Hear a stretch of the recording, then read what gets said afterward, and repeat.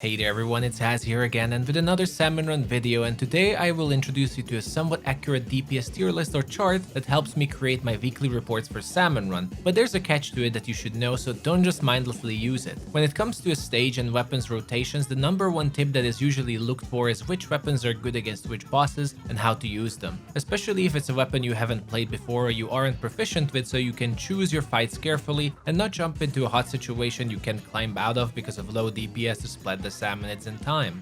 For that, there are multiple DPS charts, but today I will show you and introduce one of them made by Japanese player Salmon Run Jelly and translated by ABC to English. What you must know first is that this DPS chart shows you the burst DPS of every weapon, the DPS they are capable of with a single ink tank of shooting, meaning once you have to consider reloading or refilling your tank, this chart is already completely incorrect, and for that we have other sources, but I'll talk about that later.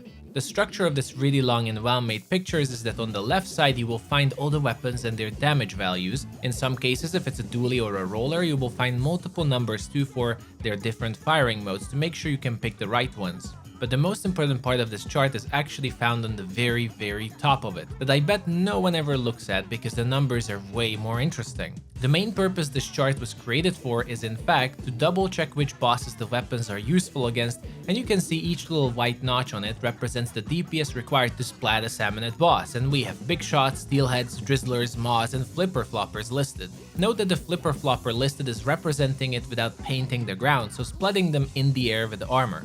So going down this chart, you will be able to find all the weapons you're interested in and compare their DPS to the requirement to one cycle a salmonid boss safely. Speaking of one cycle, in case you're wondering, one cycle is a term in Salmon Run used to indicate the ability to split something, usually a salmonid boss, within the time it performs one instance of its unique key mechanic, which is throwing one bomb in the case of a steelhead, vulnerability time after one torpedo for a drizzler, and so on. For these purposes, the top 3 best weapons apart from Grisco weapons you will see are the Hydra Splatling with its incredible 900 DPS, followed by the Bullpoint Splatling's burst DPS of 700, for which I recommend yesterday's guide video to fully understand the Bullpoint Splatling.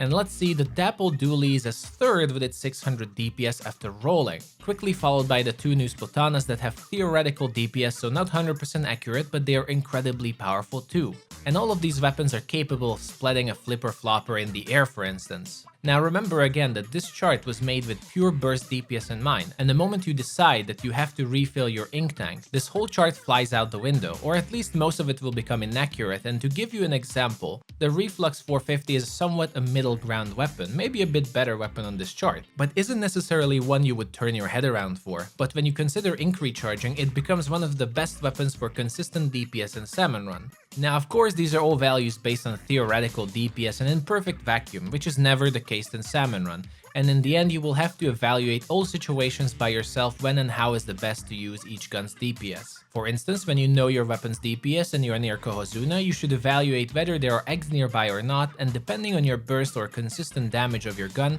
you can decide to burst a full ink tank into Cohozuna, then go shooting eggs while you're recharging. Or is your weapon's consistent DPS good enough that it's better to stick around and let someone else with a worse gun throw those eggs at the Salmonid King?